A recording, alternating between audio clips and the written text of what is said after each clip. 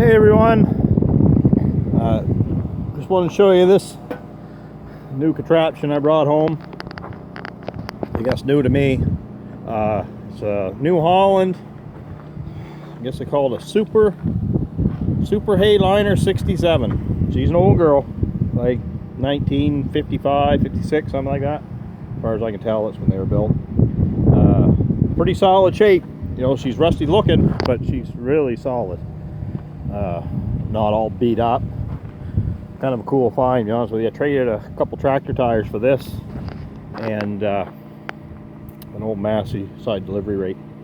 So someone's given her some love in the years. Like I say, they did some touch-up painting through the years and stuff, but she's pretty solid. Even all in here, it isn't all rusted out. Like it's pretty nice shape. I got that 311 I bought last summer, and it's all rotted out, right?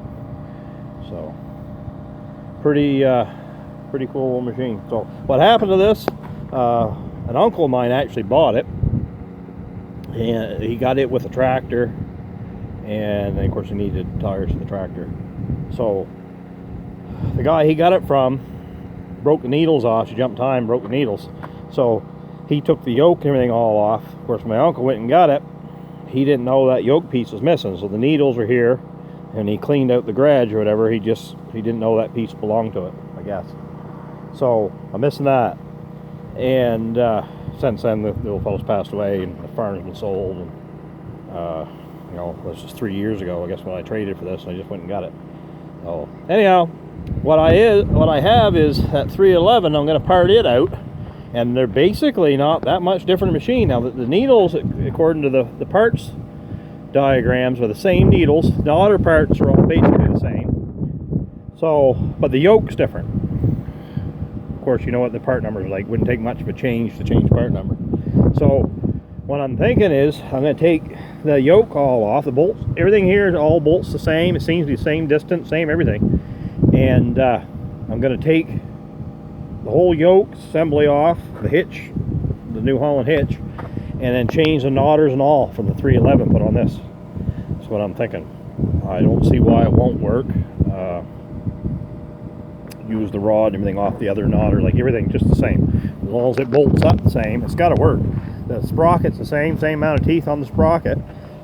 Only difference is the yoke on this one would have tripped this plunger dogs that like to stop it from cutting your needles off. So worst case, I may have to put something on it that it hits it, and when your needles come back, that way it pulls out, the plunger goes, and then when your needles go up, this hits that dog, so that way your plunger doesn't smash everything all to pieces. So anyway, pretty cool old baler, really. I haven't got much in it, just thought it was something to play with. Now I've seen, when you look them up, I've seen hayliner 67s, but I just don't know what the difference between a regular hayliner and the super hayliner. So I don't know if this one's more high capacity or what. The guy, I guess, on Instagram, he said that they were like New Holland's first attempt at a high capacity baler. So kind of cool. Like to get it going, just kind of more for the novelty of it, where it's just an old baler. That's kind of cool. But from what I read, they're supposed to be a pretty good baler, so kind of neat. They left the same parts. Now that 311, the header all looks the same, really, other than this stuff's different, and your twine went up front in this one, not in the back. But it says do not exceed 70 strokes per minute. I thought that's pretty quick for a square baler, 70 strokes. So, but anyway, see, I got it freed up, got it turned over, so the plunger's going, header's moving, threw some oil in her, cleaned some shit out of it. But we're getting started. I got some hay down now. Mower's working good, Agco. I didn't bring the white case over the 1690, so I'm going to bale with the 3060.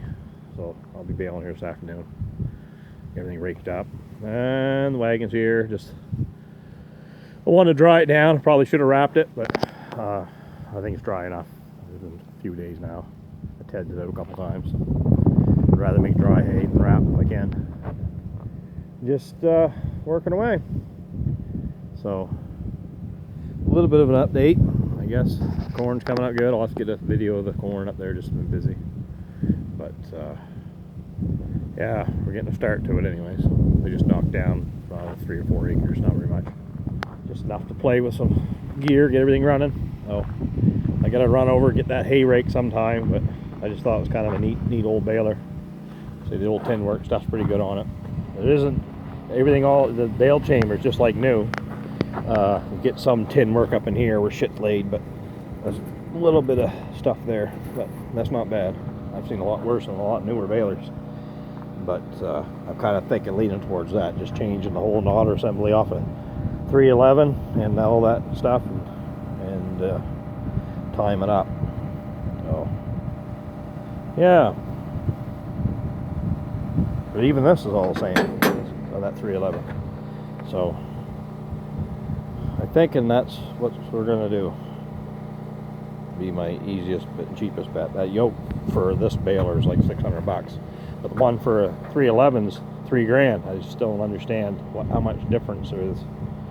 But the 311 has, on that yoke, has this a cable runs up there. I'm not quite sure what it's for, but it hooked to this side. But other than that, as long as it goes on and the knotters, everything's all in the same distance, then it should work.